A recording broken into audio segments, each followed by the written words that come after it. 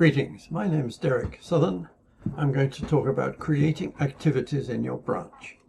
I'm presenting this with Don Atwater, who's past Big Sur in branch 8, and he has been responsible for many of the activities we have today, and he still encourages members to create new activities or, if necessary, kill off old ones.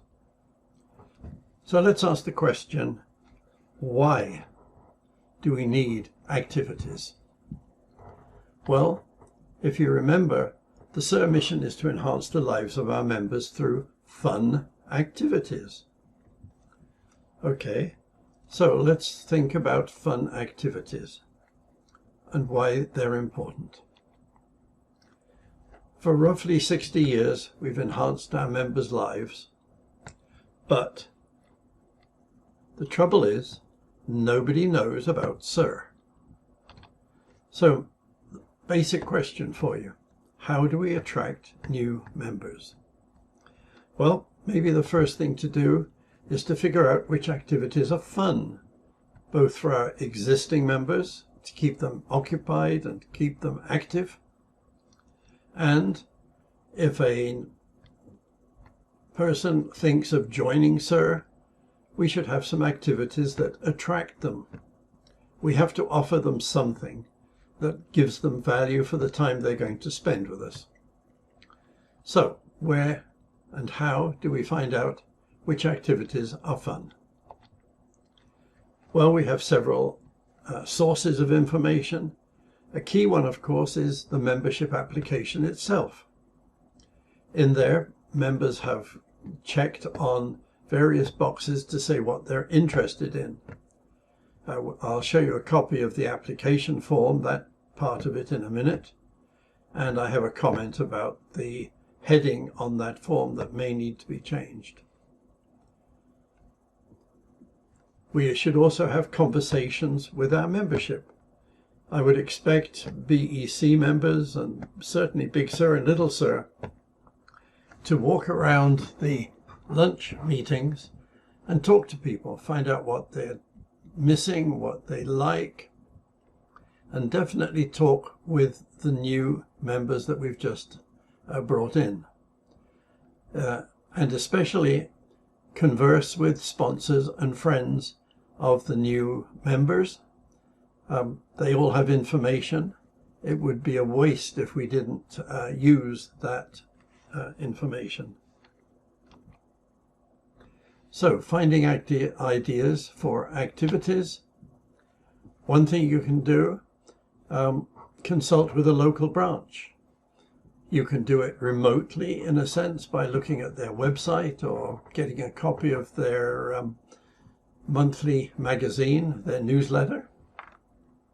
Or, surprise, surprise, you can go to the state website where we have a list of activities. You can click on the icons and find out more about those specific activities, but we're not limited to just those activities. You can also go and search YouTube, which for our purposes is probably a lot better than just doing a Google search. The sort of topics I have looked at have been activities for early retirees, enjoying retirement, and similar. A number of videos will pop up, and they may give you an idea of another activity that you could put into your branch. But let's talk about a moment about the membership application form. Here's a screenshot of what I see when I go there. I think we could change the wording, ways you can assist this branch, by which of these activities would you be interested in. I think the ways you can assist the branch isn't exactly what we're trying to say to a new person joining our branch. And you can see there's a whole lot of activities here. There's roughly, I think it's 50 odd in this list, and there's probably plenty more we can add. But if your newly inducted member has filled out the application form, You know some of the things he's interested in. If it happens to be a new activity for your branch, why not involve him in setting up that activity? Of course, you can give him help.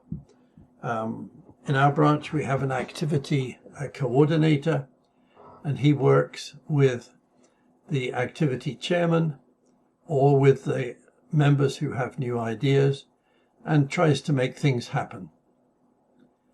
The title doesn't have to be a formal title, but activity chairman or activity coordinator can play a vital role in your branch for getting more activities running. Okay, another question. Do you invite spouses or partners to your activities? Well, why not? It always surprises me that some branches do not invite spouses and partners for the simple reason they are great ambassadors for SIR. They have friends, and if their friends have husbands who are not doing anything, just laying around the house, and that friend of your spouse or partner wants to get them out of the house, get them active, let's use our spouses and partners to pass on the word. So, I would propose that branches invite spouses or partners to as many activities as possible. They don't have to be members, and because they're spouses or partners, they are covered by our state insurance. So, please invite your spouse or partner. It will help the branch considerably. So let's make it happen. You have an idea. Okay, now what? Well, Don is going to suggest you just get out there and try it. If it doesn't happen to go too well, you can always try something else next time. In my branch, for example, we tried a activity that we called darts. Very English game. You go to a bar, you throw the darts, and have a few beverages. It's always fun. But it didn't work. We could have 1 or 2 people for each of our meetings, but we didn't get enough of them. So, okay, it didn't work. Start again, think of something else. So, talking of Don Atwater, he made it happen in our branch. So I'm going to ask Don, how did you make it happen? What did you do? And in a sense, you claim these ideas of yours are old-fashioned and have been around for so long, but I think they'll work. So let's see what your ideas are. Over to you, Don. The biggest thing I found was that I had an excellent sponsor. My sponsor, when it was time to go to the luncheon, oh, my wife's using the car. I can't get there. Could you pick me up?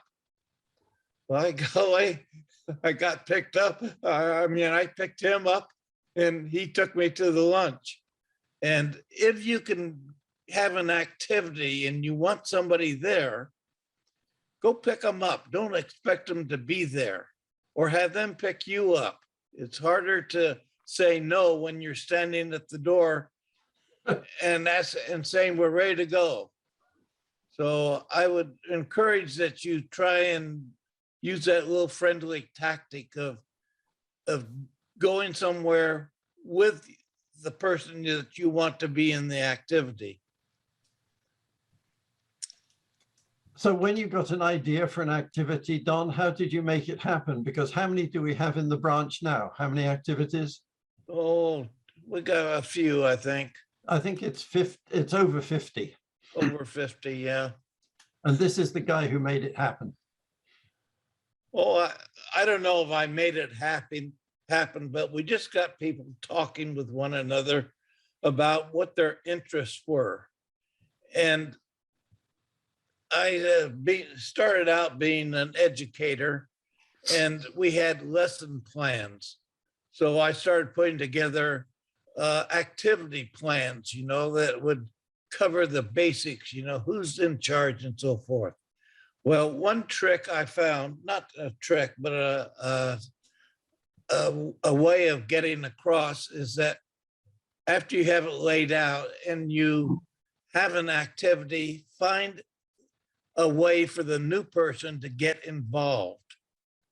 Maybe he would select the walk we were going to choose for next week, or maybe we were going to include a restaurant for coffee, have them choose that. Ask them to be a part of the activity.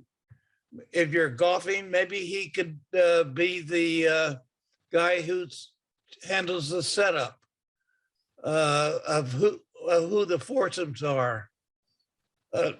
Just get them involved. Find some way for them to do something, as minor or as major as you want.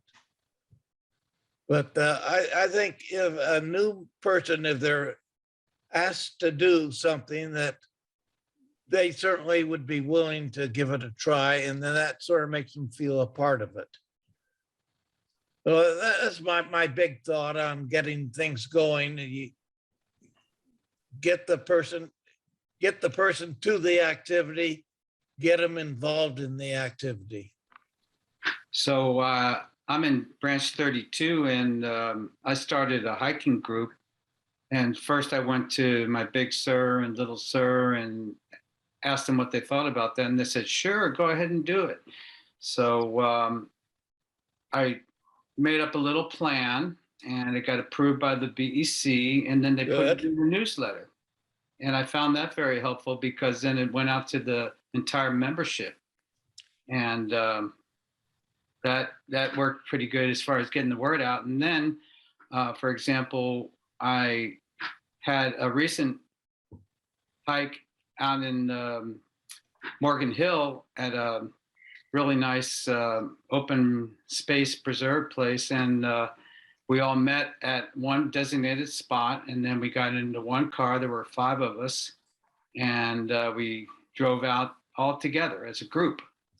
And we started together, so that made it easy for everybody, And then after that, we went to Red Robin Gourmet Burger and Brew House in Morgan Hill, and we had a real good time and had a good lunch, and everybody thought that was a good idea to eat together afterwards. We could talk about what we just got done doing and all the cool views that we saw up there. So, and now I put together an email distribution list by going through the membership directory of those people that had hiking and walking as interests, in their profile. And I came up with a distribution list of 25 people. We have about 100 people in our branch right now. So, and I have a hike every Monday, and I drive it out to the email distribution list, and we have our regulars, and then we have some people that come in also and come and go. But that works real good for me. So that's the plan that I did, and that sounds good, Doug. Yes, walking and hiking, those are very popular activities. And I like the fact that you got to do it as a group. You get to talking with guys when you're together, having coffee or drinks after a day's activity is always good too. So I found those worked well. I'm glad you did too. Yeah. Yeah, Doug, at our branch, we have 2 hiking groups. I think we have a second one because the keen hikers wanted to do something tough and macho, and there were some guys who wanted a less energetic hike.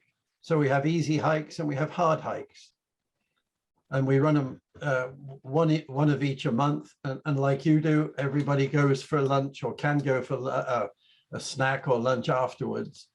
And I think the walkers, don't they stop for coffee and stuff afterwards, Don? Yes, we always have a get together after our walking activity. What I like about walking is that people walk at different paces. So some go further than others do. So you set a time. You're going to walk for 20 minutes out and 20 minutes back, or maybe 30 minutes, whatever it is. And then you get together and talk about it. But while you're walking in these small groups, you get a chance to really get to know people. And That's a great way. that's Great what way it's to all visit. about. Great way to visit, make friends, and make some good relationships. And That's right, what Doug. it's all about. Really. Yep.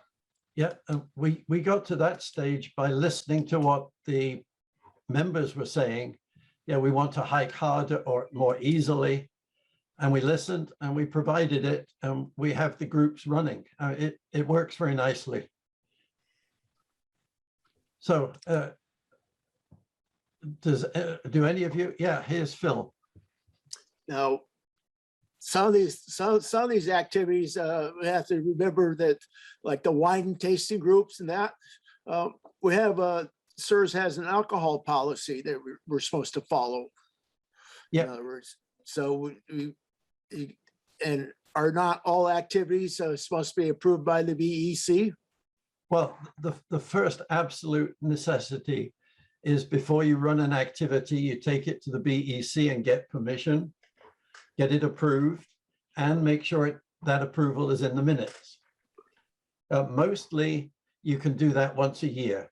The bridge groups and the golf and everybody else says, okay, we're going to meet once a month on a Wednesday, whatever it is. They approve it, that's it for the year.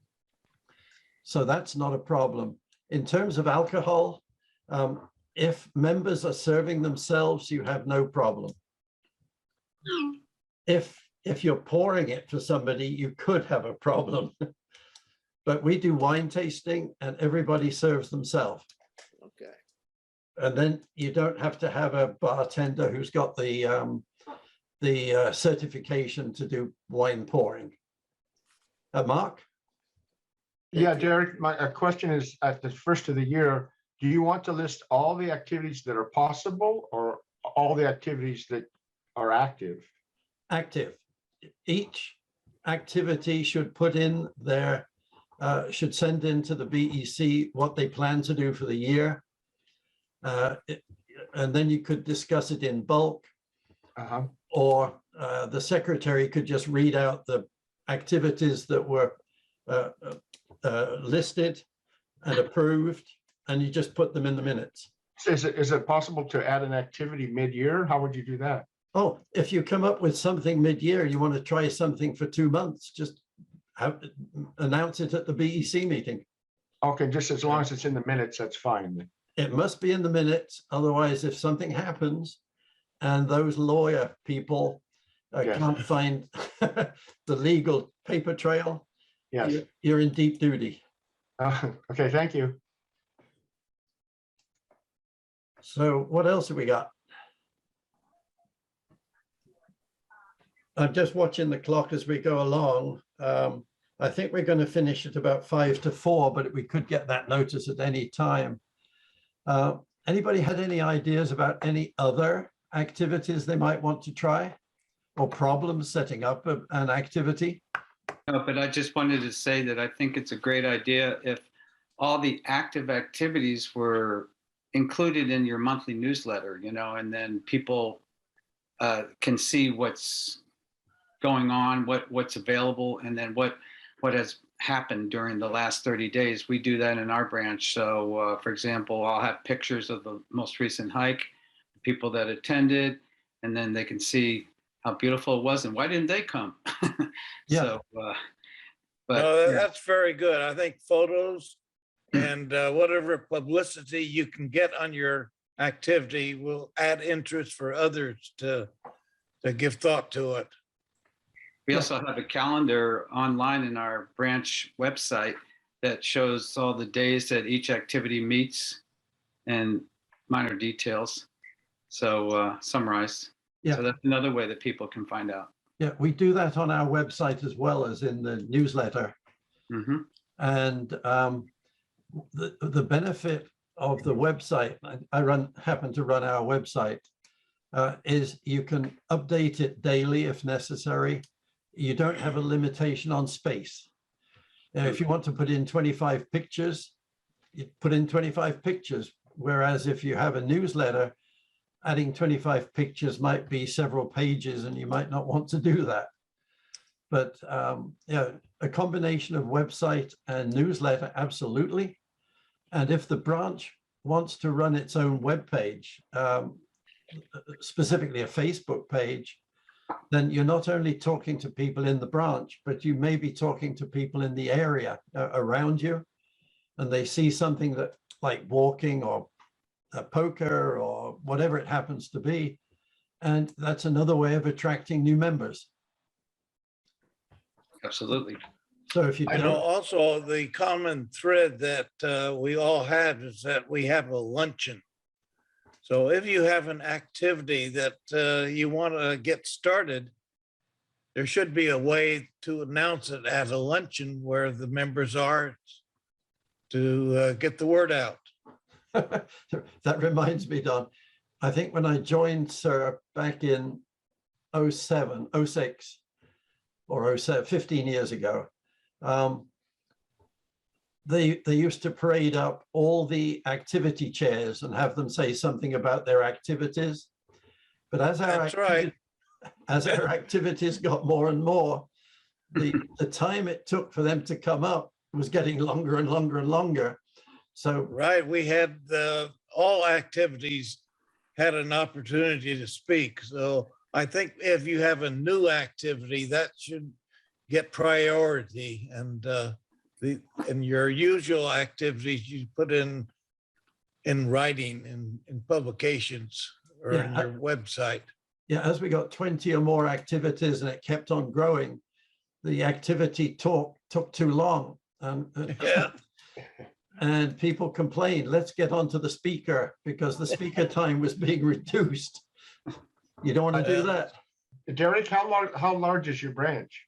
How many people? Currently 280. That's a good sized branch. We were 320, but we've lost some. What's happened is some of the members have said, look, we don't want to pay a dues. We're going to remove ourselves. But when the branch starts having meetings again and starts having activities, let us know and we'll come back. And I think Don brought this point up earlier. Activities are a way of keeping our members active. So we not only want to recruit new people and attract new people, but it's hard work attracting new people. It's a lot less work to keep the ones you've got. So bringing in new activities is a way of keeping the ones we've got more active. So listen to your members, find out what sort of activities they would like to keep them interested, and let's see what happens. Hopefully we don't lose as many people. Steve, you've got a point? Just to say that we're still doing Zoom meetings, and of course that's a reduced number of people that are attending those. But being able to resume activities has really been a big help in getting people together again and reestablishing those contacts. Yes. Especially the bocce group. But yeah, that's been kind of the glue in lieu of in-person meetings that's kept us together. Yeah, I know the state board, for example, isn't going to meet in person even when we can, because if you've got somebody from Reading and somebody from Bakersfield, somebody from Monterey, somebody from Arnold, where the hell do you meet that's convenient for all of them? There is no convenience without having to drive a long way, stay overnight sometimes, have to provide food. I think you all know we've got a group called the Sons in Retirement Foundation, which we set up to get some donations for the people who were burnt out by the campfire 3 years ago. I'm lucky enough to be president of that. And what we did when we realized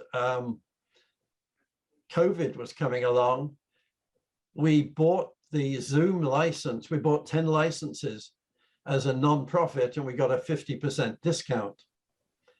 So the cost of doing that paid for itself. The first time we had a state board meeting, we made money by not meeting in person.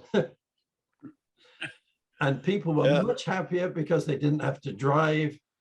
You know, you can get up and you could be in PJs or anything you wanted to be. It's a shorter meeting.